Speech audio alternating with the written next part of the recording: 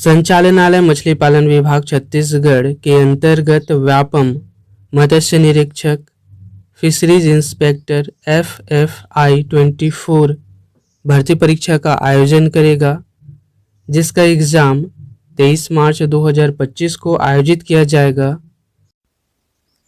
Fisheries inspector मत्स्य निरीक्षक के syllabus का यह चैप्टर 15 है।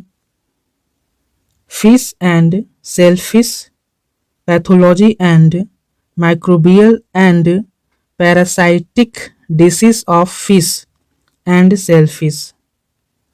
इसके अंतर्गत दिए हुए टॉपिक पर बात करते हैं। पहला टॉपिक है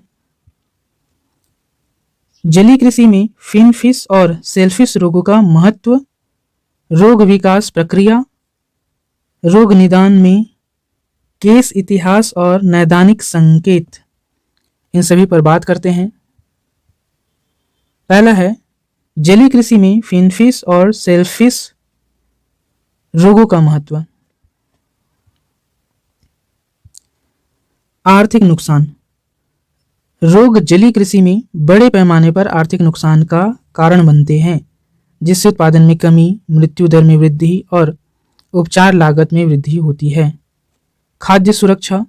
रोगों से दूषित जलीय उत्पादों का सेवन मानव स्वास्थ्य के लिए खतरा पैदा कर सकता है। पर्यावरणीय प्रभाव पर बात करते हैं। रोगों के प्रकोप से जलीय निकायों में असंतुलन पैदा हो सकता है, जिससे पारिस्थितिक तंत्र प्रभावित होता है। अंतर्राष्ट्रीय व्यापार पर क्या प्रभाव होता है? रोगों के कारण जलीय उत्पादों के निर्यात पर प्रतिबंध लग सकता है, जिससे अंतर्राष्ट्रीय व्यापार प्रभावित होता है। रोजगार पर प्रभाव देखते हैं। जलीय कृषि में रोगों के कारण रोजगार के अवसर कम हो जा सकते हैं। सेकंड है रोग विकास प्रक्रिया। रोगजनक प्रवेश। रोगजनक जैसे बैक्टीरिया, वायरस, कवक, परजीवी जलीय जीवों के शरीर में प्रवेश करते हैं। संक्रमण। रोगजनक जलीय जीवों के ऊतकों और कोशिकाओं को संक्रमित करते हैं। रोगों का विकास। संक्रमण के बाद रोगों के लक्षण धीरे धीरे विकसित होते हैं। रोगों का प्रसार। रोगग्रस्त जीव रोग को अन्य स्वस्थ जीवों में फैलाते हैं। रोगों का परिणाम। रोगों का परिणाम जीव की मृत्यु या जीवित रहने के साथ हो सकता है। रोग निदान में केस इतिहास और नैदानिक संकेत। केस इतिहास क्या कहता है? जल गुणवत्ता के पैरामीटर जैसे तापमान, pH, ऑक्सीजन का स्तर इत्यादि संतुलित होना चाहिए। स्टॉकिंग घनत्व। प्रति इकाई क्षेत्र में जीवों की संख्या संतुलित होनी चाहिए। पोषक संबंधी इतिहास, फीड की गुणवत्ता और मात्रा संतुलित होनी चाहिए। पिछले रोग के प्रकोप का इतिहास अर्थात पिछले प्रकोप के बारे में संपूर्ण जानकारी होनी चाहिए। उपचार के इतिहास के बारे में जानकारी होनी चाहिए। नैदानिक संकेत। व्यवहार में परिवर्तन जैसे सुस्ती, असामान्य तैराकी, भोजन में कमी। शारीरिक परिवर्तन जैसे त्वचा पर घाव, सूजन, रंग में परिवर्तन, ये शारीरिक परिवर्तन के अंतर्गत है। गलफड़ों में परिवर्तन जैसे रंग में परिवर्तन, सूजन, ये गलफड़ों में परिवर्तन से संबंधित है। आंतरिक रोगों में आंतरिक अंगों में परिवर्तन जैसे आकार में परिवर्तन, रंग में परिवर्तन। आपसे प्रश्न कैसे पूछेगा? आपसे प्रश्न पूछेगा गलफड़ों में परिवर्तन के संकेत है, तो आपका आंसर क्या आएगा? रंग में परिवर्तन, सूजन। ठीक है, इस तरह से आपसे प्रश्न पूछेगा, तो ये चीजें पता होना चाहिए। रंग में परिवर्तन किस ओर संकेत देता है? गलफड़ों में सूजन को संकेत देता है। आंतरिक अंगों में परिवर्तन को भी सूचित करता है। ठीक है, इस तरह से अन्य दूसरे ऑप्शंस के बारे में भी पूछ सकता है। मृत्यु दर में अचानक वृद्धि होना इत्यादि नैदानिक संकेत है। सेकेंड टॉपिक है रोगजनक प्रक्रियाएं। मछली के स्वास्थ्य में भौतिक, रासायनिक, मिट्टी और जल मापदंडों की भूमिका। पोषण संबंधी रोग, गैर संक्रामक रोग, इत्यादि के संबंध में नीचे बात करेंगे। पहला है रोगजनक प्रक्रियाएं, पैथोलॉजिकल प्रोसेस। संक्रमण, जीवाणु, विषाणु, कवक और परजीवी संक्रमण मछली में विभिन्न रोगों का कारण बन सकते हैं। सूजन, संक्रमण या चोट के कारण मछली के ऊतकों में सूजन आ सकती है। ट्यूमर, असामान्य कोशिका वृद्धि से मछली में ट्यूमर विकसित हो सकते हैं। अंग विफलता, गंभीर संक्रमण या विषाक्त पदार्थों के संपर्क में आने से मछली में अंग विफल हो सकते हैं। मृत्यु, अनुपचारित रोगजनक प्रक्रियाएं मछली की मृत्यु का कारण बन सकती है। मछली के स्वास्थ्य और भौतिक, रासायनिक, मिट्टी और जल मापदंडों की भूमिका। ऑक्सीजन का स्तर, पानी में घुलित ऑक्सीजन का पर्याप्त स्तर मछली के लिए जीवित रहने के लिए आवश्यक है। पीएच स्तर मछली के स्वास्थ्य को प्रभावित कर सकता है। अधिकांश मछलियां तटस्थ या थोड़ा क्षारीय पानी पसंद करती है।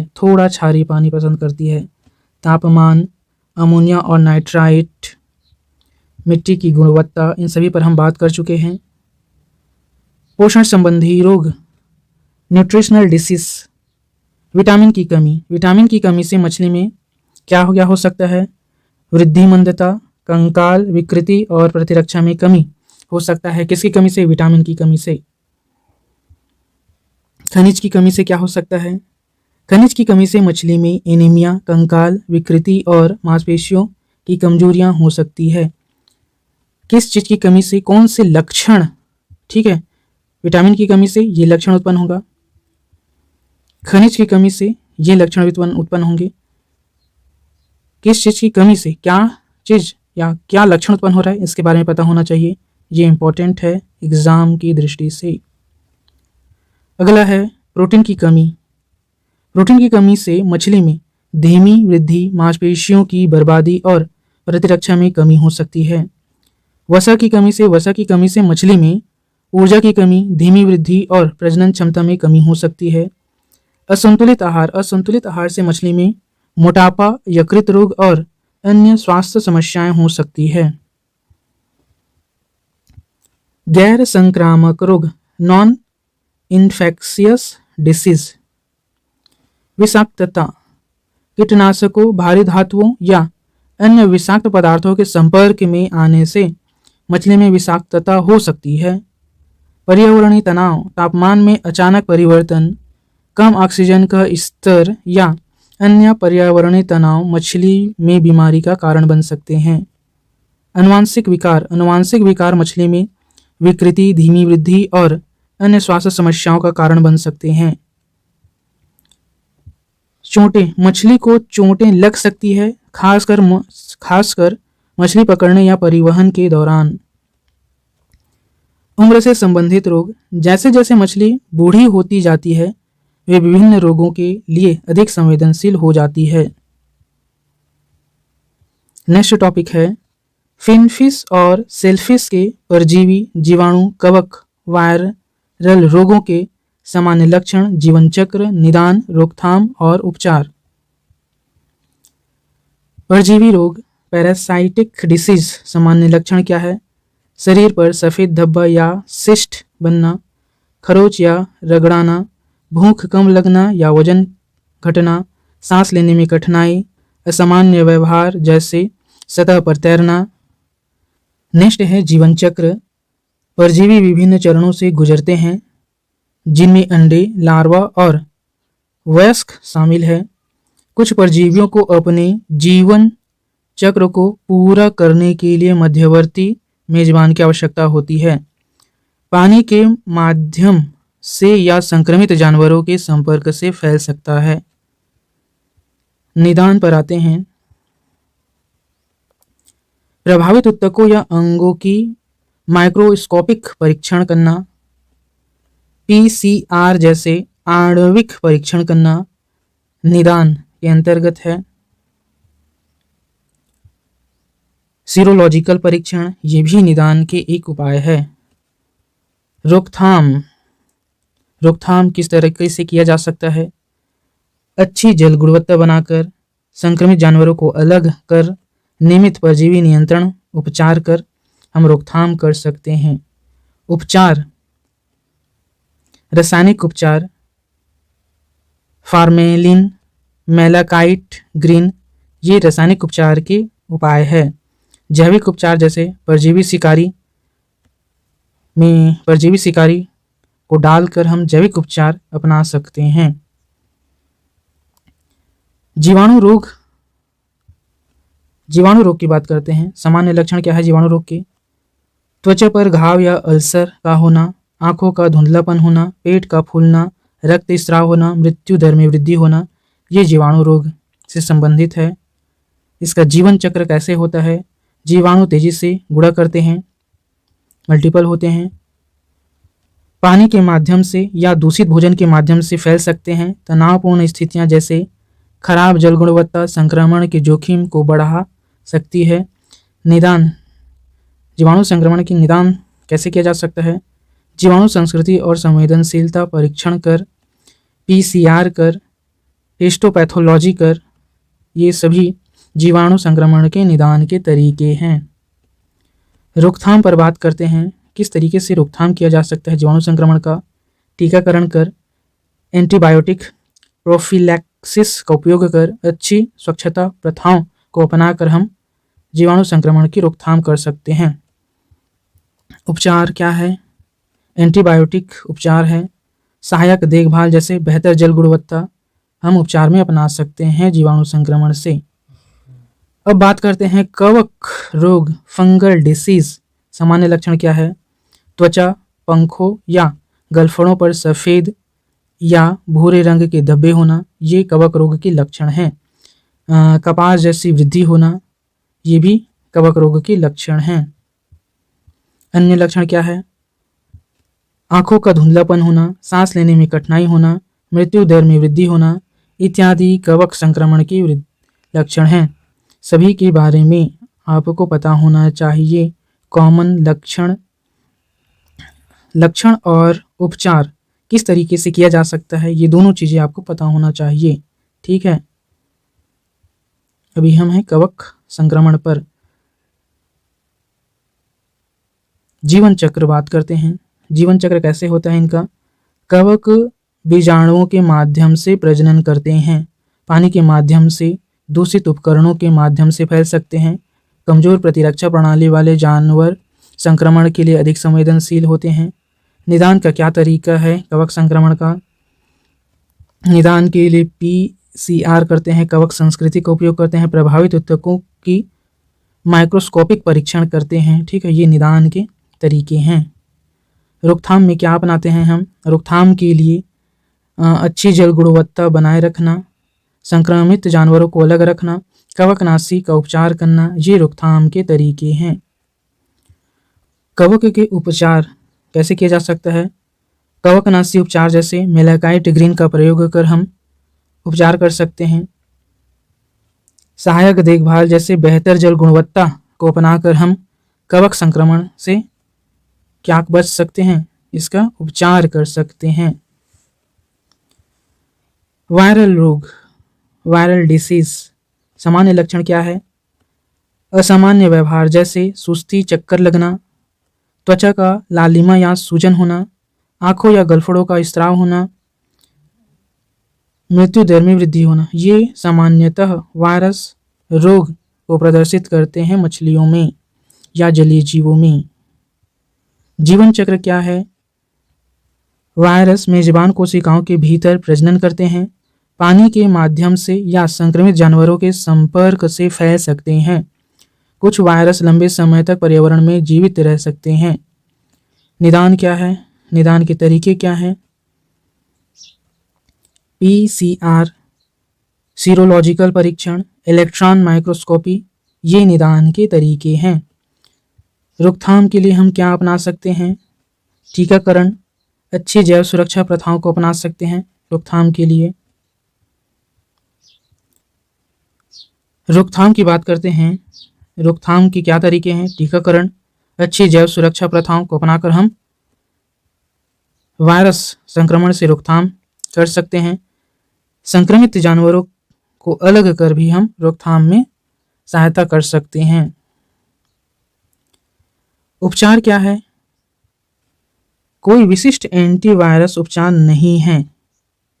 वायरस संक्रमण के लिए सहायक देखभाल जैसे बेहतर जल गुणवत्ता लक्षणों को कम करने में मदद कर सकती है।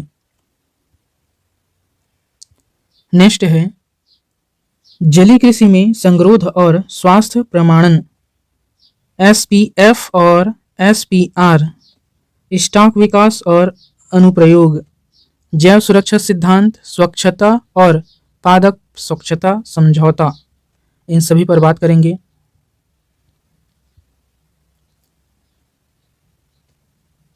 पहला है जलीय कृषि में संगरोध और स्वास्थ्य प्रमाणन।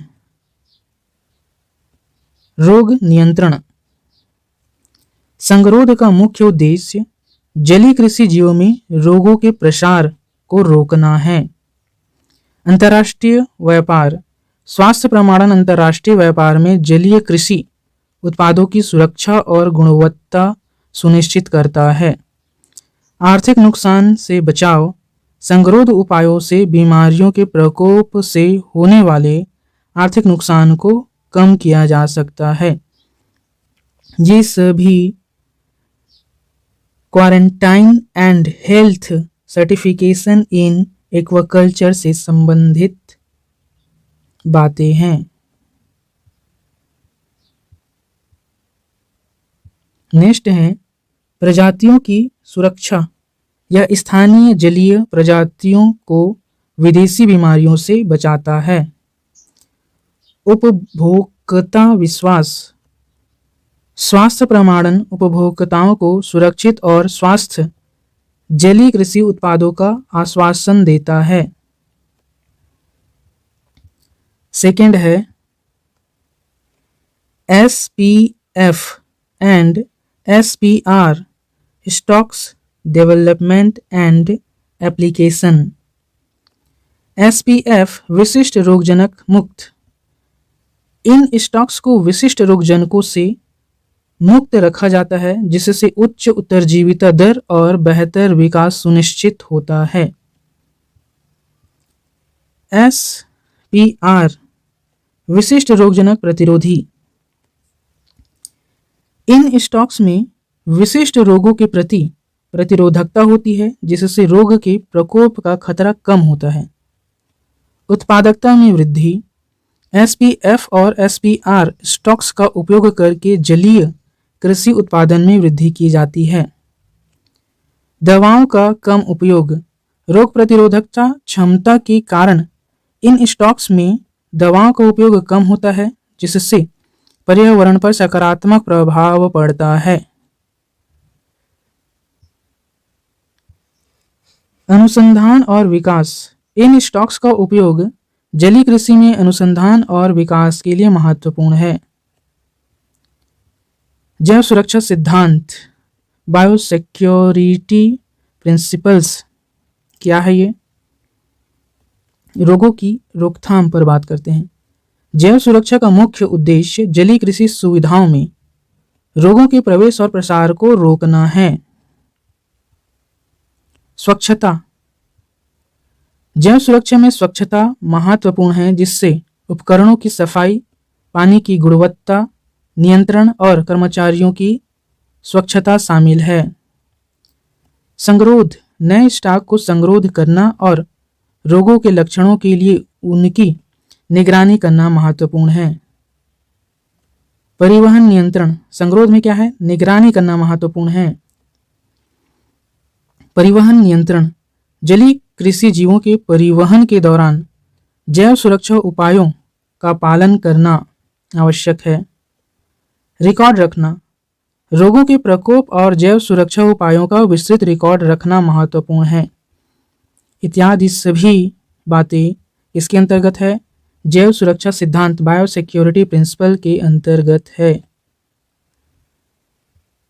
नेक्स्ट है स्वच्छता और पादप स्वच्छता समझौता, सैनिटरी एंड फाइटोसैनिटरी एग्रीमेंट। अंतर्राष्ट्रीय व्यापार नियम। यह समझौता विश्व व्यापार संगठन WTO के सदस्यों के बीच खाद्य सुरक्षा और पशु और पौधों के स्वास्थ्य के लिए नियम स्थापित करता है। जोखिम मूल्यांकन समझौता वैज्ञानिक जोखिम मूल्यांकन के आधार पर स्वच्छता और पादप स्वच्छता उपायों को लागू करने की अनुमति देता है। पारदर्शिता की बात करते हैं। सदस्य देशों को अपने स्वच्छता और पादप स्वच्छता उपायों के बारे में जानकारी साझा करनी होती है।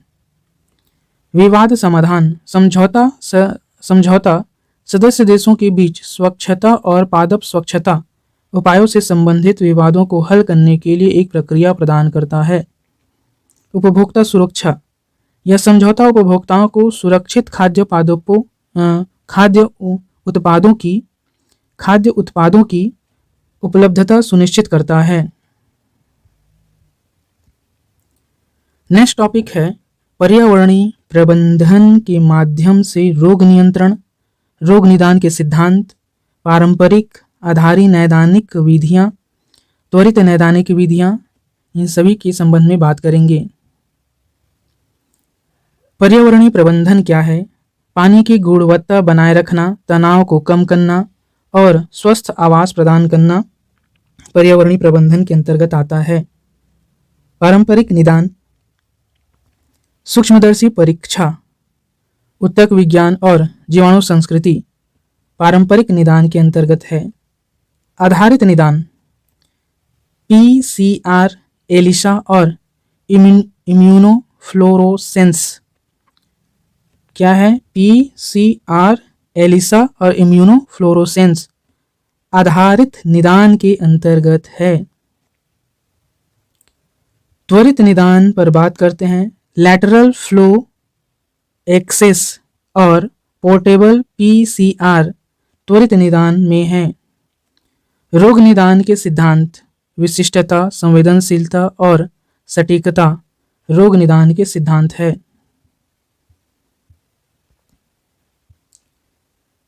यदि आपका कोई क्वेश्चन है या कोई एडवाइस है तो हमें कमेंट में लिख भेजिए।